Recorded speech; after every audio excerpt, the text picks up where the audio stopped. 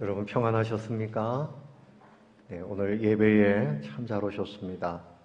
예배를 통해서 하나님께서 주시는 말씀의 은혜를 충분히 받게 되시기를 바랍니다. 예수님을 믿게 되면 누가 배가 아플까? 사단이 배가 아파요. 그래서 사단이 예수 믿는 사람들, 교회를 끊임없이 회방을 합니다. 오늘이 7장까지 무슨 내용이 나오는가 하면 스데반 집사님 아주 젊고 그리고 유능한 집사님인데 그가 복음을 전할 때에 돌에 맞아 순교를 당하게 됩니다. 그것이 7장까지의 이야기입니다. 그런데 그때 사울이라고 하는 이 바울이 스데반이 돌에 맞아 죽는 것을 마땅히 여겼다.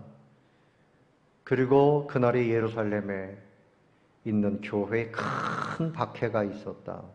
사도 외에 모든 사람들이 다 흩어졌어요. 경건한 사람들이 스데반 집사님을 장사하고 크게 웁니다.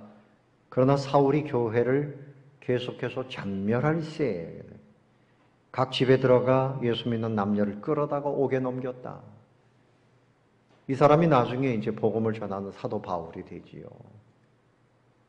왜 박해가 있을까? 여러분 지금도 북녘 땅에 예수 믿는 형제들이 한 30만 명 정도 되는데 옛날 할머니 할아버지 때부터 그 믿음이 손자들에게 또 이웃에 있는 사람들에게 계속 전도가 되어지고 전해져 내려오고 있는 것입니다. 그 중에 약 5만 명이 수용소에서 죽어가고 있습니다. 예수님 믿는 것 때문에 수용소에서 정치범이라고 하는 그런 이름으로 죽어가고 있어요. 그런데 그 가운데서도 전도를 한답니다. 기독교 역사는 복음이 확장이 되어지는 가운데 고난도 함께 항상 있었습니다. 왜 이런 박해가 있을까? 요한계시록 12장에 보면 그 원인과 이유에 대해서 정확하게 말씀하고 있어요. 요한계시록 12장 1절에 하늘에 큰 이적이 있으니 해를 옷 입은 한 여자가 있는데 그 발 아래에는 달이 있고 그 머리에는 12별의 관이 있더라. 이 여자가 아이를 베어 해산하게 되며 아파서 애를 쓰며 부르짖더라 그랬어요. 이 여자가 누군가 하면 어떤 사람들은 성모 마리아라 그러는데 이것은 교회를 말합니다. 하나님의 백성들을 말합니다. 그래서 하나님의 백성들 가운데서 예수 그리스도가 나왔어요. 아브라함의 후손으로 예수 그리스도가 나타나신 거죠.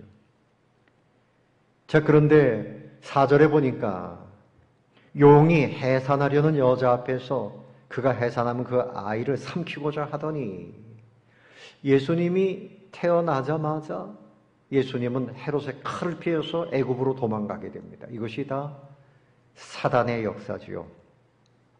그런데 오늘 이 요한계시록 12장에 보면 그 붉은 용이 나와요. 용은 언제나 사단을 말하는 것입니다. 우리 동양은 왕의 자리를 용상이라고 그러고 왕의 옷을 용포라고 그러고 말이죠. 예? 중국이나 동양권은 용을 전부 그려놓습니다. 용은 사단을 상징합니다. 그런데 5절에 보니까 여자가 아들을 낳으니 그 아들은 누군가 하면 이는 장차 철장으로 만국을 다스릴 남자라. 누굴까요? 예수 그리스도를 말씀하는 거예요. 예수님이 탄생하신 그 사건에 대해서 말씀하고 있는 거죠. 그래서 메시아는 언약 백성 아브라함의 후손으로 오셨죠. 근데 이 용은 마귀예요. 하늘에서 싸움이 있다가 3분의 1의 천사들을 이끌고 쫓겨났습니다.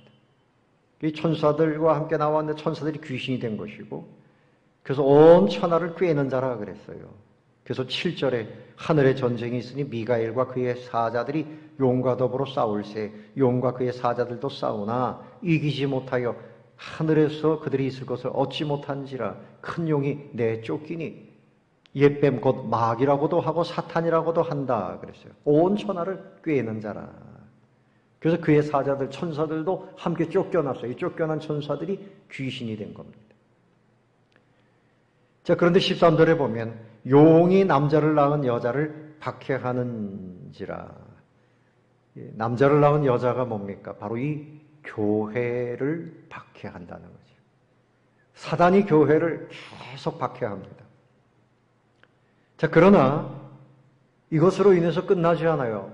이 요한계시록 12장 10절에 보면 내가 또 들으니 하늘에 큰 음성이 있어 이르되 이제 우리 하나님의 구원과 능력과 나라와 또 그의 그리스도의 권세가 나타났으니 우리 형제들을 참소하던 자 곧 우리 하나님 앞에서 밤낮 참소하던 자 그 사탄은 쫓겨났고 이때 형제들이 한 일이 뭔가 하면 11절에 어린 양의 피와 자기들이 증언하는 말씀으로써 그를 이겼다.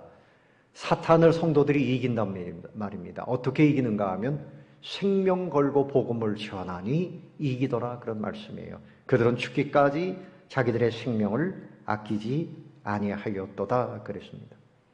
그리고 12절에 승리가 있다는 겁니다. 그러므로 하늘과 그 가운데 거하는 자들은 즐거워하라.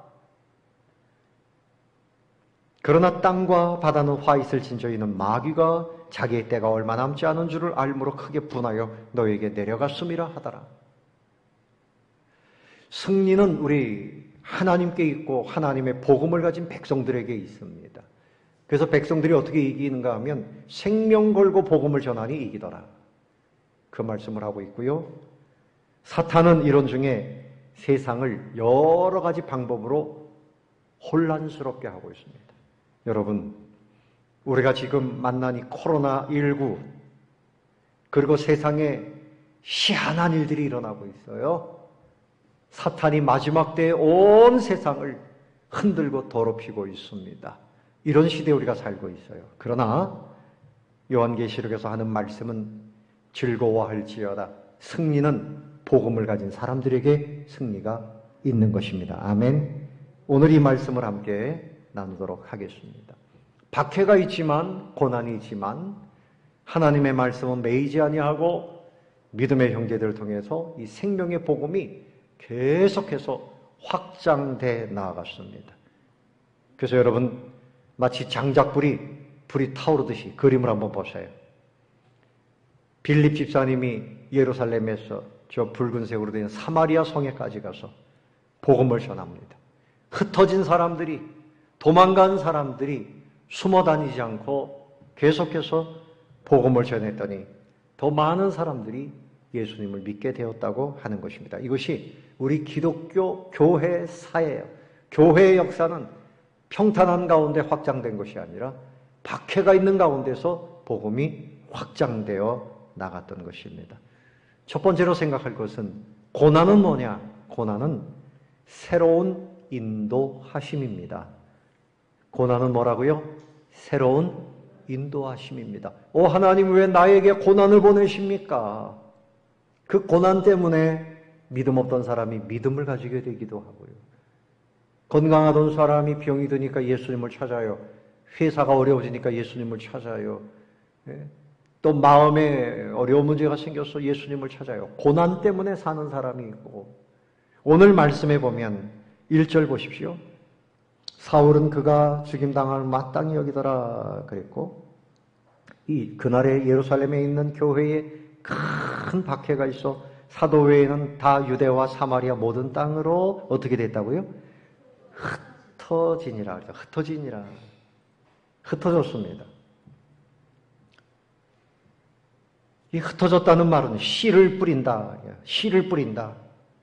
말씀을 흩어져서 뿌리기 시작했어요.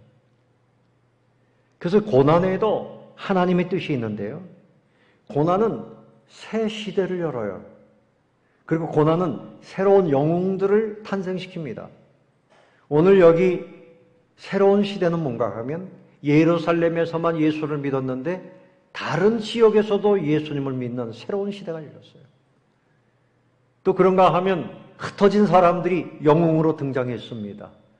이 사람들이 생명의 복음을 들고 그야말로 생명 걸고 복음을 전하는 그런 영웅들이 됐어요. 고난의 때에 영웅이 돼야 돼요. 아주 평안할 때는 누구나 다 잘하지만 어려울 때 어려움을 극복하고 시대를 위해서 일할 수 있는 사람이 진정한 영웅이죠. 그래서 이들이 흩어져서 씨를 뿌렸어요. 또 하나는 고난은 하나님의 어떤 인도하심인가요? 고난은 그들을 훈련하시는 것이었습니다. 고난은 연단이었습니다. 연단. 여러분, 훌륭한 육상선수가 되려면 그냥 되는 거 아니에요. 제가 군인들 중에, 해군들 중에요, 해난구조대라고 하는 것이 있는데, 그 해난구조대는 천안함 폭침 때 그 밑에 들어가서 그 사람들을 구조하고 이런 사람들이에요. 그런데 그렇게 깊은 곳에 잠수하고 바다에 조난당하는 사람들을 건져내기 위해서는 훈련을, 정말 무서운 훈련을 받습니다. 수영을 그 추운 날 6km를 훈련을 해요.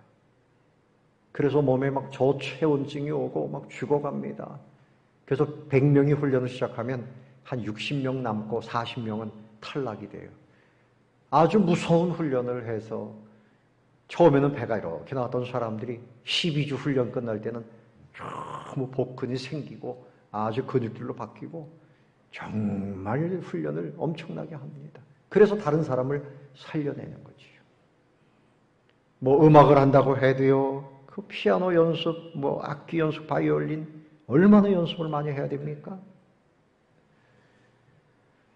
베드로전서 4장 12절 이하에서 사랑하는 자들아 너희를 연단하려고 오는 불시험을 이상한 일 당하는 것 같이 이상히 여기지 말고 오히려 너희가 그리스도의 고난에 참여하는 것으로 즐거워하라. 우리가 이 고난을 통해서 내가 훈련받고 훌륭한 하나님의 군사가 되는 것이다. 이는 그리스도의 영광을 나타내실 때에 너희로 즐거워하고 기쁘게 하려 함이라. 여러분, 어려운 일이 있으면 하나님이 나를 그리고 우리 가정을 훈련시키시는가 보다. 그렇게 생각하시면 됩니다. 독수리가 새끼들을 훈련시킬 때 어떻게 한다 그래요? 날개 위에 탁 얹어가지고 가장 높은 곳으로 올라가서 거기서 확 떨어뜨립니다. 그러면 새끼가 독수리 살려 하고 막 떨어집니다. 날개를 그냥 뭐 이렇게 할지도 모르지만 합니다. 거의 땅에 떨어질 때쯤 되면은 그때 어미 독수리가 탁 채가지고 또 공중에 올라갑니다. 반복해서 계속 훈련을 하는 중에 나중에는 새 중에 왕이 되어져서 창공을 날아다닐 수 있는 거죠. 스페인 격언의 노래를 만드는 것은 계곡의 거친 물살이라, 이런 격언이 있습니다. 조용히 흘러가는 물에서는 그 스페인의 그 열정적인 노래, 그것이 태어나지 않는단 말이죠. 계곡의 거친 물살, 그리고 바다의 태풍, 이것이 위대한 심포니를 만들어낸다는 것입니다. 예수 믿는 사람들에게도 특별히 복음을 전하려고 하면 고난이 옵니다. 이것은 새 시대를 여시는 것이고 또 새로운 영웅을 만드시는 것이고 훈련시키시는 과정이다. 세 번째는 고난은 부흥의 마당입니다. 무슨 마당이라고요? 부흥의 마당입니다. 이제 예루살렘에 머물러 있던 복음이 사마리아 땅으로 흩어진 그 백성들로 인해서 그곳으로 넘어갑니다. 그리고 거기뿐입니까? 안디옥으로 갔다가 안디옥에서부터 저 소아시아 유럽으로 복음이 넘어갑니다. 고난은 하나님의 새로우신 인도하심이에요. 사랑하는 성도 여러분, 하나님의 인도하심이 무엇인지를 분명히 아시기를 바랍니다. 하나님은 바람을 보내셔서 그 바람을 타고 우리가 더 멀리 가게 하시는 거예요. 두 번째로, 이 고난 중에 복음을 전하였습니다. 고난 중에 가만히 머물러 있으면 안 돼요. 흩어졌지만 그들은 거기서 복음을 전했어요. 복음을, 이 고난을 받는 그런 급박한 상황에서 이들은 그것으로 인해서 그냥 포기하지 않았어요. 모든 것이 끝장이라고 말하지 않았어요. 거기서 또 여전히 생명의 복음을 전했습니다. 이것이 승리하게 하시는 하나님의 방법입니다. 사탄은 박해하지만 하나님은 그 박해를 이용하시고 고난을 이용하시고 성도들에게 용기를 주고 믿음을 주어서 오히려 더 복음을 전하게 하십니다. 그들의 전도의 내용은 뭡니까? 5절 말씀 다 같이 읽어봅니다. 빌립이 사마리아 성에 내려가 그리스도를 백성에게 전파하니 누구를 전파했어요? 그리스도를 전파했어요. 예수 믿으세요. 예수님 당신을 위해서 십자가에서 피를 흘리셨습니다. 예수님 믿으면 구원받습니다. 우리는 그것을 전하기 위해서 이 땅에 왔습니다. 복음을 전합니다. 회개하고 예수님 믿으세요. 예수님 십자가에서 돌아가셨지만 사흘 만에 살아나신 분입니다. 예수님은 하늘로 재림하셨고 또다시 오실 하나님의 아드님이십니다. 예수님을 전했어요. 그래서 여러분, 우리가 이 시대에서 가장 보람된 일이 뭔가 하면 호흡하고 있는 동안에 내가 어디에 머물러 일을 하든지 누구를 만나든지 생명의 복음 예수 그리스도를 전하는 일입니다. 이것만큼 보람된 일이 없습니다. 복음을 전하는 것은 사명이고 축복인 줄로 믿으시기를 바랍니다. 그래서 우리 교회사의 역사는 복음을 전하는 사람들의 역사예요. 이 사람들을 통해서 교회가 세워지고 민족이 변화되어지는 그런 역사를 기록하고 있습니다. 거저 받았으니 거저 나누어 주라는 것이죠. 밥 비포드라고 하는 분은 중간 휴식이라는 책에서 이제 인생의 중반전을 산 사람들 인생을 어떻게 생각할 것인가, 생의 성공에서 이제는 생의 의미를 찾아가라. 나는 성공을 위해서 이제까지 살아왔지만 이제 잠깐 쉬면서 생각할 것은 나는 의미 있는 것을 위해서 살아야 되겠다. 그 의미가 뭔가 하면 가장 의미 있는 일이 뭡니까? 그리스도를 증거하는 일이 되겠지요. 예수님을 증거하는 일을 위해서 이제는 우리의 삶을 살자는 것입니다. 단테는 이렇게 말했습니다. 사람들은 지금 어떻게 살고 있느냐? 모든 사람은 삶의 숲에서 길을 잃고 있다. 길을 잃고 길을 찾고 있다. 그러니 이 사람들에게 가장 필요한 것은 생명의 길, 예수 그리스도입니다.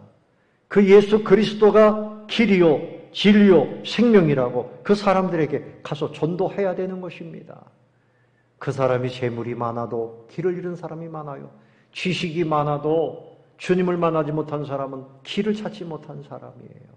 그들에게 길 되시는 예수님, 이분을 전해야 됩니다. 그러므로 사랑하는 성도 여러분, 여러분들이 가장 사랑하는 사람이 누굽니까? 가장 아끼는 사람이 누굽니까? 그분이 예수님을 믿지 않고 있다 그러면 예수님을 전해야 돼요. 교회는 복음을 전하는 전초기지입니다. 우리 교회가 경로식당을 하고 봉사를 하지만 다 전도를 위해서 하는 겁니다. 전도를 위해서 하는 겁니다. 여러분 개인적으로도 사업을 하든지 또 아이들을 가르친다든지 직장생활을 하든지 무슨 일을 하든지 우리는 거기에서 복음 전도적인 삶을 살아야 돼요. 그들에게 생명의 복음을 전하라고 그 자리에 보내신 줄로 믿으시기를 바랍니다. 아멘. 그들에게 복음을 전해야 돼요. 다니엘 12장 3절 말씀에 보면 많은 사람을 옳은 대로 돌아오게 한 자는 별과 같이 영원히 비치리라 그랬어요. 하나님이 정말 큰 상을 누구에게 줄 것인가? 하나님이 어떤 사람을 가장 빛나게 할 것인가? 많은 사람을 복음을 통해서 옳은 대로 돌아오게 하는 사람. 이런 사람이 이 땅에서 그리고 하늘나라에서 큰 상급을 받게 되는 줄로 믿습니다.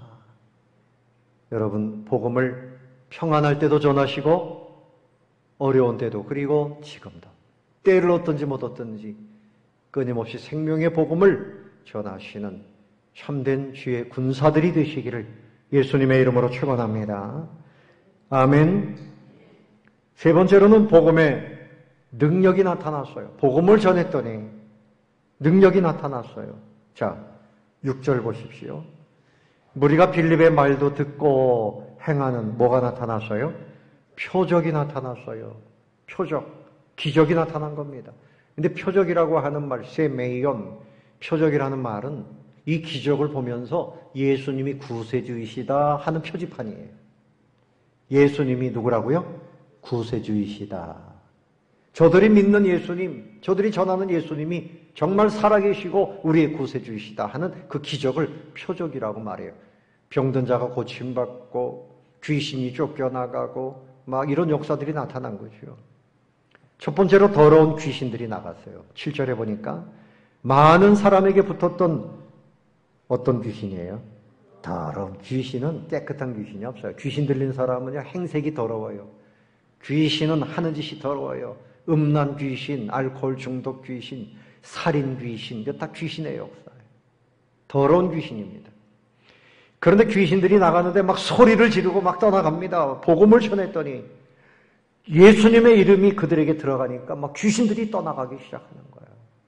참 놀라운 역사죠. 예수님께서 하신 역사 중에 귀신을 쫓아내는 역사가 있어요. 병을 고치고 말이죠. 예? 미국의 융합파의 정신 분석가인 존 샘포드라고 하는 분이 이 왜곡된 자아, 우리의 이 자아가 왜곡되어 있습니다. 그것은 악한 귀신이 원인이란 말이죠. 예? 그래서 왜곡된 자아를 가지고 사는 사람들이 있어요.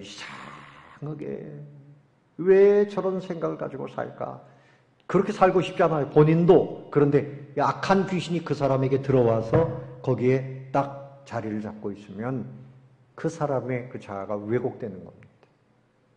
계속 뭔가에 끌려다니고. 도스토옙스키도 말했어요. 악마가 거하는 곳은 지옥이 아니라 인간의 영혼이라 그랬어요. 죄인의 잔인함과 약한 약자와 빈자, 가난한 자의 고통으로 고죽이 갖춰지고 속이 채워지는 그림자, 악한 영의 역사라. 악마는 여러 가지 악인의 모습으로 나타나는데 사랑을 결여한 채 사랑은 없는데 지식만을 추구한다. 그리고 거기에 악한 영이 역사하면 사랑이 다 없어요. 그야말로 아주 인간미가 없는 그런 사람. 사람들 사이를 이간질하는 거짓말쟁이, 매사를 의심하는 사람, 냉소적인 인물, 다른 사람들을 경멸하고 공동체를 무시하고 자기를 고립시키는 그런 개인주의의 마음을 갖게 만드는 거예요. 다 귀신의 역사라는 거죠. 음행, 각종 중독, 여러 가지 있어요. 살인 중독까지 있는 사람이 있어요. 이렇게 귀신이 들리면 가정이 무너지고 사회가 무너지고 본인의 인격이 무너지고 마지막엔 지옥으로 떨어지는 거죠. 제가 앞에서 말씀드렸지만 사단을 따르던 3분의 1의 천사들이 바로 이 귀신들이에요. 타락한 귀신들. 그런데 어떻게 해서 귀신들이 쫓겨나갔습니까? 예수님을 전하여 예수님을 영접하니까 귀신이 쫓겨나가기 시작해요. 예수님을 모셔드리고 예수님의 인도하심을 받으면 모든 사람들이 이런 악한 귀신의 역사로부터 자유함을 누리게 되는 것입니다. 생명의 복음을 힘써 전하시기를 바랍니다. 예수님 이름에 능력이 있음을 믿으시고 전하시기 바랍니다. 그러니까 여러분, 우리 가정도요, 옛날에는 예수 안 믿을 때는 귀신을 섬겼어요. 구슬했어요. 물을 떠놓고 빌고 고사를 지내고 그랬던 집안입니다. 근데 예수님을 영접하니까 그런 흔적이 다 사라지잖아요. 밝아지고 깨끗해지고 얼마나 좋아졌는지 몰라요. 여러분도 그럴 겁니다. 예수님을 모시면 악한 영이 떠나가요. 두 번째는 많은 병자가 고침을 받았습니다. 자, 7절 하반절에 또 많은 중풍병자와 못 걷는 사람이 나았다 그랬어요. 여러분, 말씀이 선포되고 복음이 전해지면 하나님이 역사하셔서 많은 병자들이 낫습니다. 중풍병자가 낫고 많은 병자들이 낫다 그랬어요. 사도행전 3장에 보면 베드로가 안진뱅이를 일으켰습니다. 또 마태복음 11장 5절에 보면 소경이 보며 안진뱅이가 걸으며 문둥이가 깨끗함을 받으며 귀머거리가 들으며 죽은 자가 살아나며 가난한 자에게 복음이 전파된다. 복음이 전해지는 곳에 온갖 병이 떠나가는 역사가 나타나요. 그러므로 여러분, 몸이 아프신 분들은 이렇게 외치세요. 예수 이름의 권세를 믿사오니 이 병이 떠나갈지어다. 병이 떠나갈지어다. 예수님 이 병도 가져가신 줄로 믿습니다. 병으로부터 자유할지어다. 이렇게 외치시기를 바랍니다.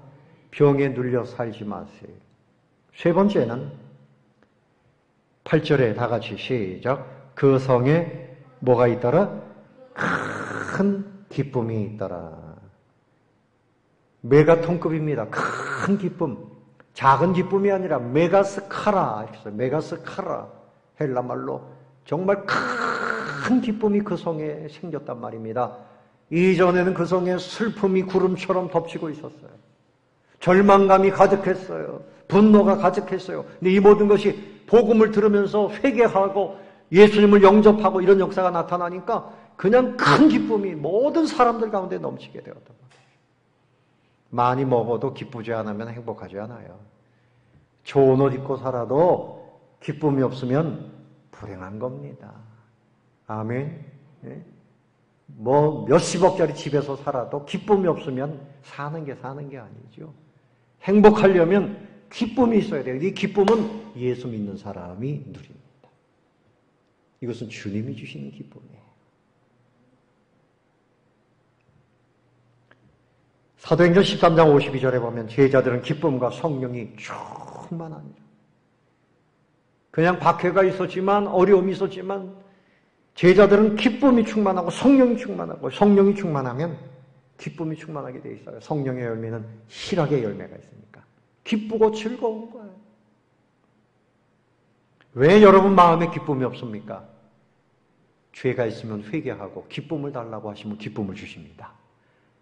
기뻐하시기를 바랍니다. 기뻐하세요? 왜 아멘을 안 하세요? 기뻐하세요? 기뻐하세요, 여러분. 기뻐하는데 기분 나빠요? 기뻐하세요. 빌립보서 4장 4절에 사도 바울이 로마 감옥에 있으면서도 빌립보 형제들한테 이렇게 말했어요. 주 안에서 항상 기뻐하십시오. 내가 다시 말하노니 기뻐하십시오. 그러니까 바울은 옥중에 있으면서도 기쁨이 넘쳤어요. 주님 안에 있으니까. 너무 기뻤어요. 데살로니가 교회에도 데살로니가전서 5장 16절에 항상 무엇하라? 기뻐하라. 아침에도 무엇하라? 기뻐하라. 건강해도 기뻐하고 아파도 기뻐하고 배가 불러도 기뻐하고. 근데 우리 한국 사람도 뭐라 그래요? 아유, 피곤해 죽겠네. 배고파 죽겠네. 배불러 죽겠네. 재밌어 죽겠네. 그거 다 잘못된 말입니다. 재밌어 기쁘네. 배고파도 기쁘네. 그러면 기쁨이 넘쳐나는 겁니다. 이것이 믿음의 방법이에요. 영국의 조셉 스웨인 목사님은 1791년도에 찬송가 가사를 썼어요. 나의 기쁨, 나의 소망 되시며 나의 생명이 되신 주, 밤낮 불러서 찬송을 부려도 늘 아신 마음뿐일세. 95장이죠. 나의 기쁨, 나의 소망 되시며. 제가 어릴 때 교회를 나가니까 그 교회 담임 목사님, 우리 은사 목사님 이제 작고하셨지만 이 찬송을 참 새벽 기도에나 보면 꼭 이 찬송을 많이 부르셨어요. 근데 그때는 저는 그렇게 기쁨이 도대체 웬 기쁨이 많으실까 그랬는데 참 이 찬송 참 좋은 찬송이죠. 여러분 이 찬송가 가사를 한번 외워보시는 것도 좋아요. 외워보시는 게 좋아요. 어떤 교회는 보니까 교인들에게 찬송가 가사를 계속 외우게 만들고 아이들에게도 찬송가 가사 외우기를 하더라고요. 그 가사를 외우니까 그 정말 많은 사람들의 그 신앙의 간증 아닙니까? 그 신앙이 견고하게 서는 거예요. 기독교는 큰 기쁨의 종교입니다. 세상 사람들은 왜 사람들이 이런 데 교회 나가느냐? 여기에는 세상이 주지 못하는 기쁨이 있어요. 그래서 축제가 있는 것이 바로 우리 기독교입니다. 제가 한 사람을 소개하려고 그러는데요. 여러분 이름을 기억할지 모르겠어요. 고재봉이라는 사람 이름 기억납니까? 고재봉? 저 사람이에요. 인상 좋죠? 예? 인상 좋아요? 살인마예요, 살인마. 응? 박중영이라고 하는 그 아마 군대에 있을 때 설교 잘 들으세요. 핸드폰 보지 마시고. 자, 이 사람이 그 박중영이라는 사람을 미워하는 마음을 가지고 도끼를 가져가서 6명을 죽였어요. 6명을. 도끼로. 자, 한번 다시 보여주세요. 그런데 이 사람이 1963년도에 사건을 일으켰어요. 이제 이 사람은 사형수가 됐어요. 감옥에 들어갔어요. 얼마나 인상이 들어요. 누가 건드리겠어요. 그런데 안국선이라고 하는 목사님이 저 사람에게 전도했습니다. 처음에 안 받아들이죠. 계속 예수님 믿으라고 전도했어요. 그리고 성경책을 읽으라고 성경책을 줬어요. 이 사람이 성경책을 읽습니다. 도대체 무슨 얘기가 써있나. 5번을 읽었어요. 창세기부터 요한계시록까지 쫙 5번. 다 끝난 날 하나님이 그 마음에 성령을 부으신 거예요. 갑자기 막 통곡을 하고 웁니다. 그리고 입에서 중국말인지 일본말인지 영어인지 모르는 말이 막 쏟아져 나오는데 방언이 터질 거죠. 방언이. 그리고 마음이 그렇게 뜨겁고 기쁠 수가 없는 거예요. 너무너무 기뻐서 주님을 영접하게 된 거죠. 이때부터 이 사람이 성경을 봅니다. 펼쳐놓고 성경을 봅니다. 찬송을 부릅니다. 그리고 옆에 있는 죄수들이 이야 희한하다. 이제 며칠 있으면 죽을 놈이 뭐 하는 짓이냐. 완전히 바뀌었어요. 고재봉이요. 그 감옥에 2,000명이 죄인인데 전도해가지고 1,800명을 구원시켰어요. 1,800명을. 저 사람이. 그 이제 사형당하기 전날 그 안 목사님이 찾아갔답니다. 형제여, 아직도 그 박중영 미운 마음이 있나? 아, 목사님, 그럴 리가 있습니까? 정말 죄송하고 저는 정말 부끄럽고 감사한 마음밖에 없습니다. 그러면 됐습니다. 근데 그 다음날 아침에 간수가 찾아와서 고재봉 전실이야. 전실이 뭔가 다른 방으로 가자는 건데 사실은 직감적으로 아는 거죠. 사형 날짜를 절대 가르쳐주지 않는다는 거죠. 그래서 걸어 나가는데 그 철창에 있는 사람들이 고형고형하면서 막 울더랍니다. 그래서 이제 사형장에 가서 저렇게 눈을 다 가리고 묶였습니다. 인천 교회에 거기 사형장이 있대요. 군인들 사형시킨 곳인데. 자, 이제 사형 집행을 하는데 마지막 할 말이 있는가? 군 목사님이 기도를 하니까 하나님, 그걸 같이 기도하고 마지막 할 말 있으면 하라 했더니 하나님이 세상을 이처럼 사랑하사 독생자를 주셨으니 이는 저를 믿는 자마다 멸망하지 않고 영생을 얻게 하려 하심이니라. 그래도 또 할 말이 또 있나? 한 가지 부탁이 있습니다. 제가 가장 기쁜 모습을 가지고 있을 때 총을 쏘십시오. 그게 부탁이에요. 이 사람이 찬송을 부릅니다. 전부여 의지 없소서. 찬송을 부르는데 막 울면서 찬송을 하는데 찬송이 끝나갈 때쯤엔 그렇게 얼굴이 빛이 나고 기쁨이 가득해지더랍니다. 그때 그 부탁한 대로 총을 쐈어요. 근데 가서 보니까 이 총살한 사람들, 그 집행관들이 깜짝 놀랐다는 거죠. 이렇게 죽어가면서도 이렇게 기뻐하는 사람이 있을까? 사랑하는 성도 여러분, 하나님의 은혜가, 그 고재봉이 누리는 그 은혜보다 더 큰 은혜가 여러분에게 와 있는 줄로 믿으시기를 바랍니다. 우리는 그렇게 흉악한 죄를 짓지 아니하고 사는 것이 감사하고, 그리고 이렇게 감옥에 있지 않을 때 예수님을 믿게 된 것이 얼마나 감사해요. 예수님을 믿고 성경을 보고 찬송을 부르고 성령의 은혜를 받아서 세상이 주지 못하는 그 기쁨을 누리면서 살게 되시기를 바랍니다. 말씀을 정리하겠습니다. 여러분, 복음은 승리의 능력입니다. 복음을 전하면 누가 배 아파한다고요? 마귀 사탄이 박해를 하지만 우리는 그것으로 인해서 복음 전하는 것을 손을 놓으면 안 돼요. 사탄은 그렇게 하고서 모든 복음 전하는 것을 가로막으려고 하지만 승리는 복음을 전할 때 승리가 옵니다. 이럴 때일수록 더욱 복음을 전해서 코로나19로 인해서 교회 가면 안 된다. 믿던 사람들도 교회를 떠나가지만 아닙니다. 이것보다 더 심각한 박해가 올 수도 있어요. 우리의 생명이 다하는 날까지 이미 우리가 누리는 이 생명의 복음을, 예수 그리스도를 다른 사람들에게 나누어서 그 영혼, 가정, 이 사회를 주님 앞으로 인도하는 하나님의 뜻을 이루시고 승리하시는 저와 여러분이 되시기를 예수님의 이름으로 축원합니다.